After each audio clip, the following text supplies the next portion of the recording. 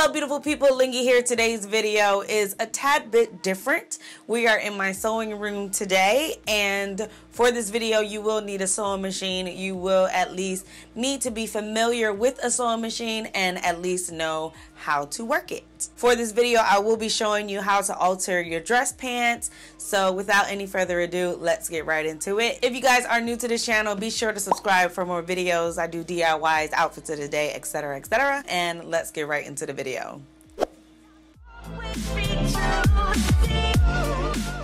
Alright, so for this video you're going to need a few things, starting off with fabric shears. You're also going to need a small pair of scissors, we call these snippers, to cut off your threads. You will need a corresponding thread. I'm using green, so I have green thread. You will need some pins. Pinking shears are totally optional, especially if you have a zigzag tool. You will need a ruler. You will also need marking tools. You can either use a marking pen, a chalk wheel, or a piece of chalk. How could I forget? You'll definitely need a seam ripper. Now that we have that together, let's get right into it. For this tutorial, I do recommend that you have a pair of pants that you'd like to mimic the size of. I have a pair of slacks that I also already altered, but I like the fit of them, so I can gauge how to cut these. If you do not have a pair to mimic, I'd recommend trying on the pants that you want to alter and have somebody take a bunch of safety pins and pin it to your liking. Now that we have that done, let's get right into it. So for the pants that I'm altering today, these pants actually have a longer crotch, but that's not a problem. I'm going to use that crotch to make sure this comes all the way up to my waistline. They are big, but I'd rather the waist belt hit my actual waistline than to have them below my waist. Alright, so the first thing you want to do is lay down the pants that you want to alter. On top of them, you're going to lay down the pants that you want to mimic. You want to make sure they're both laying flat as possible. Next, you're going to take your chalk or your chalk wheel and outline the pants.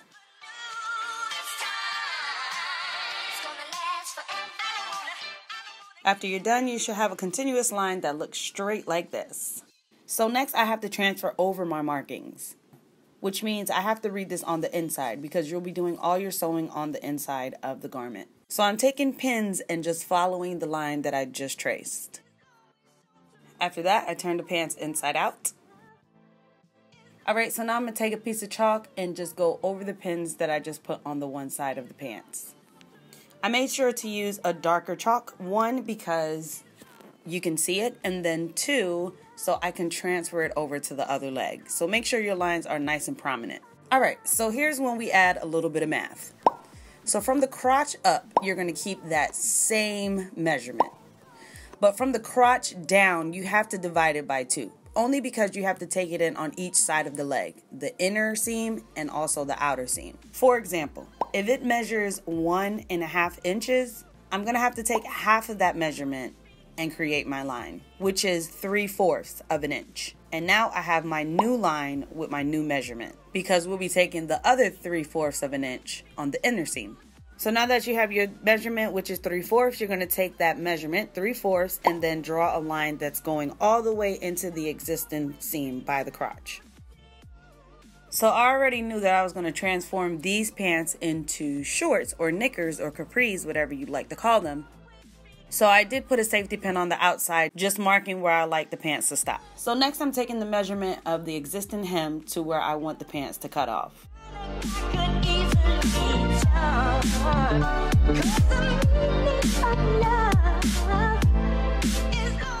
So now that you have that line, you're going to take the same measurement that you took before, which is 1.5 inches, and you're going to draw a line below it, and this is now your existing hem. This new line is where you'll actually cut the fabric. So now that you have all of those lines, this is exactly where you'll be sewing, and this is what your pant leg will look like. So the same thing that you did to one leg, you definitely have to do to the other leg. So what I'm doing is I'm folding my pants over and I'm transferring over the markings that I made on the one side of the pants. That's why you want to make your chalk lines very prominent, because what I'm doing is I'm just going to rub my nails over the fabric so the markings could transfer over. Alright, so now that we have our markings on both sides, Now, the next hurdle is the waistband. So the waistband is a little bit different. You have to go into the waistband, do your alterations, and close your waistband back up. So definitely pay attention to how the pants are made. Most pants are relatively made similar, but they all have a different way the maker created them. So to take in the waistband, I have to remove the waist belt. Not entirely, but just where I need to do the alterations. So in my situation, I'm taking it out of the sides. So I'm taking the waist belt out on the sides. Next, I'm going to remove the stitches where I need to do the alterations on the waist belt. Majority of the time, if the alteration is less than 2 inches, I'll take it out the back seam. But this time, it's over, I think it's like 3 inches on each side. So I'm taking it out of the side seam. This is when you get your seam ripper out and go to town. And the same thing you do on one side, you definitely have to do on the other side. Being that the alteration would definitely interfere with the belt loop, I have to remove that too. Alright, so now that that seam is taken out, now I have to remove the seam that connects the actual waist belt to the pants.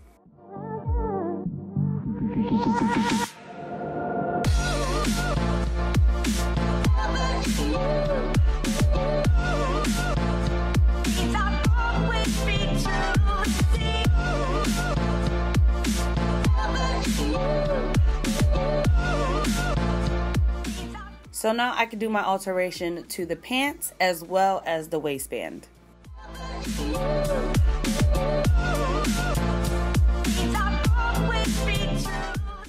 So take your ruler and create your lines that you'll be sewing over.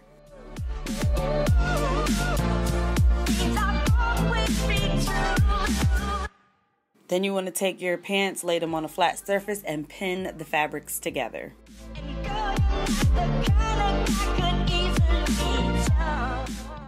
Before I pin my pants all the way down, I need to cut off the excess fabric.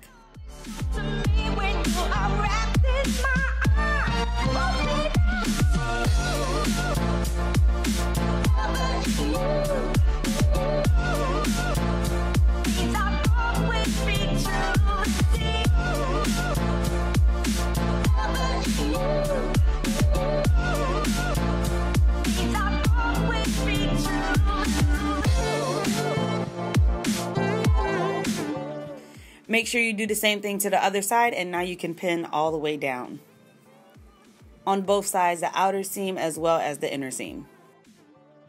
And make sure you pin your waistband as well. Take that to the sewing machine and stitch them all together, making sure to back stitch in the beginning and the end of each seam. So here we are, we have all our stitches. We have our waistband, our outer seams, and our inner seams all stitched. Now to finish off the seams, I am using a serger or an interlock stitch machine. The serger prevents unraveling in your fabrics or your raw edges, which is the edges that you're going to cut off. The serger is just a prettier way to do it. It cuts off the excess fabric as well. If you look at the bottom of your shirt and or your sleeves or the side seams, you will definitely see a serging stitch. Now, an alternative for a serger are pinking shears. Back in the day, they used to use pinking shears to make sure the raw edges did not fray. Pinking shears are a pair of scissors that have a zigzag cut to it, which prevents woven fabrics from unraveling. Now, everything that you do on a sewing machine, you definitely want to press out your seams. Now that I serged all my edges, now I am left with this. If you do not have pinking shears or a serger, do not worry. You can take a zigzag stitch and zigzag the seam allowance to prevent the fabric from fraying as well. For the waistband, I did use pinking shears, gave it a nice press, and now I can pin it back to the pants. Around this time, this is where you want to make sure you add your belt loops back into your pants, making sure that they're even on both sides. Now that I have everything pinned, I can take it to the sewing machine.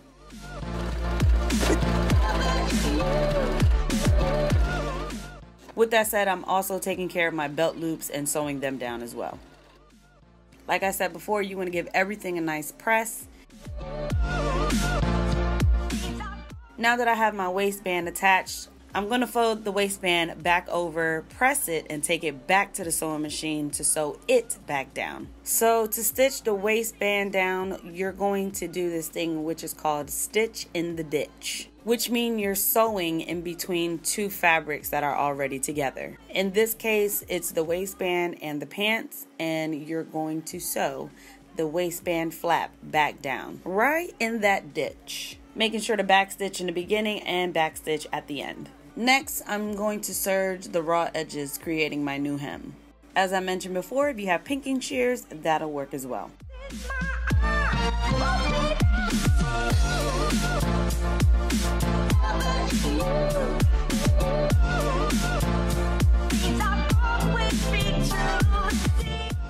Next, with a chalk pen or a piece of chalk, I am measuring up 1.5 inches to fold over my hem, making sure to mark on the front and back side of the pant.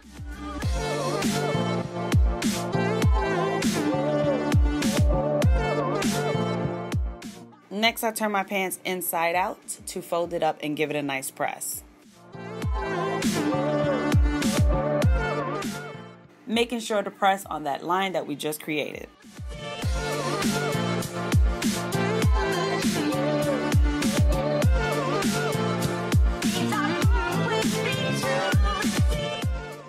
And this is called a sleeve board. It's used for pressing out sleeves. Let's say if you have a collared shirt or a blazer, you can use this. So this is what I'm using to press my pants legs.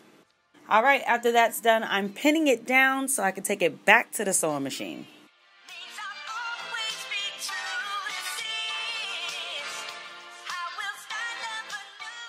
And after all that hard work, you are done. This is how they look before and after. I thoroughly loved how they came out. And that is pretty much it. Make sure you guys follow me on Instagram. This is how I styled it. And for more videos like this, go ahead and subscribe. I will see you guys in the next video. Peace out.